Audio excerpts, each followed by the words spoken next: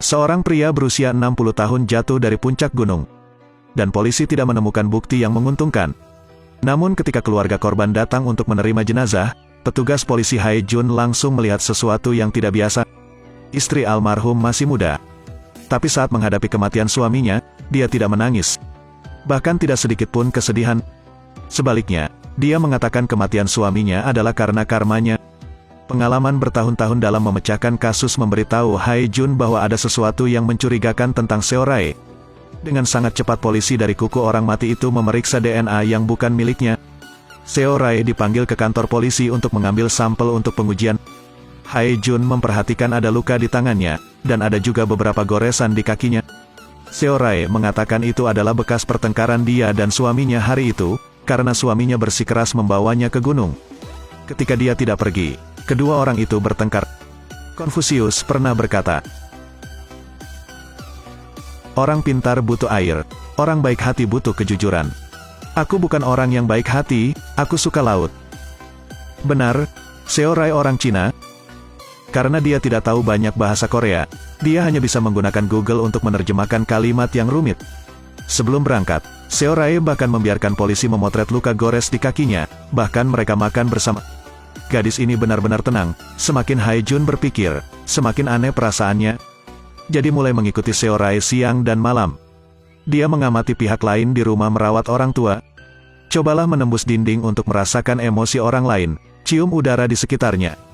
Tapi saat dia terus masuk, lawan tiba-tiba mengangkat kepalanya dengan hati-hati. Setelah beberapa saat terkejut, dia mengetahui bahwa Hae Jun sedang mengawasinya. Karena itu, pagi-pagi sekali dia sudah sampai di depan mobil Hae Jun. Melihat orang lain tertidur, dia segera mengeluarkan ponselnya untuk mengambil gambar. "Selamat pagi." Melihat wajah Hae Jun yang tiba-tiba seperti itu, rekan-rekan merasa ketakutan. Hae Jun tidak tahu, tapi keesokan harinya emosi yang tidak diketahui mulai tumbuh di hatinya. Hari itu, Seo Rae masih memberi makan kucing liar di subdivisi seperti biasa. Tak disangka, kucing itu membawa seekor burung mati ke sisi piring. Sepertinya dia ingin memberikannya sebagai hadiah. Seo Rae sedikit kaget, cepat-cepat mengubur burung itu di tanah. Ketika dia melihat kucing itu datang, dia dengan lembut mengelus kepalanya, dan mengucapkan beberapa kata bahasa Mandarin di mulutnya. Hae Jun bersembunyi di dekatnya dan diam-diam membuka perangkat lunak terjemahan di jam tangan. Setelah kembali ke rumah, kata-kata yang lain membuatnya terdiam. "Jika kamu ingin memberiku hadiah, beri aku hati polisi itu. Aku punya sedikit keinginan." Di Korea, pernah terjadi kasus jatuh dari puncak gunung yang diduga polisi disebabkan oleh istri korban dengan satu tangan. Karena sering dianiaya, lahirlah motif pembunuhan. Tetapi pada saat yang sama, dia memiliki telur alibi yang sempurna. Dia adalah seorang perawat. Setiap akhir pekan dia akan datang untuk merawat seorang wanita tua dengan penyakit mental, Yong Nyeo. Dan hari kejadian suaminya tepat di akhir pekan, saat kasus terjadi dia bersama Yong Nyeo. Tidak dapat menemukan celah, Hae Jun memperhatikan setiap gerakannya siang dan malam. Dia memperhatikan bahwa gaya kerja Seo Rae biasanya sederhana dan lembut. Kecuali untuk bekerja, dia menghabiskan sebagian besar waktunya di rumah. Hobinya satu-satunya adalah menonton film Korea sambil belajar bahasa Korea, terkadang makan es krim sambil menonton. "Setiap hari saya keluar untuk memberi makan kucing liar, dan saya juga suka menulis buku harian dalam bahasa Mandarin." Namun, orang yang terlalu memperhatikan detail orang lain mudah menjadi emosional. Tanpa sadar, dia tertarik pada seorang gadis misterius dan jujur. Fakta bahwa Hae Jun sudah menikah, pasangan ini juga sangat serasi. Namun pada kenyataannya pernikahan hanya ada dalam nama. Hanya bisa di setiap akhir pekan enggan mempertahankan. Sekarang bertemu Seo Rae, Hae Jun merasa hangat dan berdebar. Rekan kerja di sebelah melihat pikiran cinta ini. Tetapi saran berulang kali tidak berhasil. Jadi setelah mabuk langsung buru-buru ke rumah Seo Rae. Saat Hae Jun tiba, seluruh rumah Seo Rae menjadi berantakan. Rasa bersalah dan siksaan mengelilinginya. Dia ingin segera menyelidiki kebenaran untuk mengembalikan transparansi kepada Seo Rae. Tapi kasusnya sama sekali tidak tahu apa-apa. Pada saat itulah Seo Rae secara tidak sengaja menemukan bukti bunuh diri suaminya. Ini adalah satu-satunya mutasi dari kasus saat ini. Begitu saja, meski kasus tersebut masih memiliki banyak titik mencurigakan, di bawah tekanan, polisi harus mengumumkan akhir dari kasus tersebut. Kasus berakhir. Hae-jun dan Seo-rae akhirnya memutuskan hubungan kucing tikus. Kasih sayang khusus Hae-jun untuk Seo-rae tidak disembunyikan lagi. Melihat tangannya dingin, dia dengan hati-hati membantunya menghangatkannya. Mereka berteman siang dan malam, saling menjaga. Hae-jun menderita insomnia parah. Seo-rae menurunkan semua foto kasus itu di dinding rumahnya, lalu bakar semuanya. Dia berharap dia bisa melepaskannya sehingga dia bisa tidur nyenyak. Di malam hari, dia juga mengeluarkan suara lembut untuk menidurkan Hae-jun. Keduanya secara bertahap terbiasa dengan kehidupan yang damai dan tanpa beban ini. Namun, dengan sangat cepat, kedamaian ini rusak. Hari itu, Hae-jun mengunjungi Yong-nyeo, tanpa sengaja menemukan petunjuk di ponsel lawan. Dalam perangkat lunak catatan, angka untuk hari-hari lainnya semuanya 0, hanya tanggal 26 Oktober yang 138. Dan hari itu adalah hari terjadinya kejahatan. Tapi bagaimana mungkin wanita tua itu terbaring di tempat tidur selama 10 tahun? Sebuah pikiran menakutkan muncul di benaknya. Oleh karena itu, dia langsung pergi ke rumah sakit untuk memeriksa kamera pada hari itu, dan pergi ke TKP untuk mencari petunjuk. Begitu saja, memerankan kembali adegan pembunuhan suami musuh. Dan pedometernya berhenti di 138 langkah. Tangan gadis Korea sangat lembut.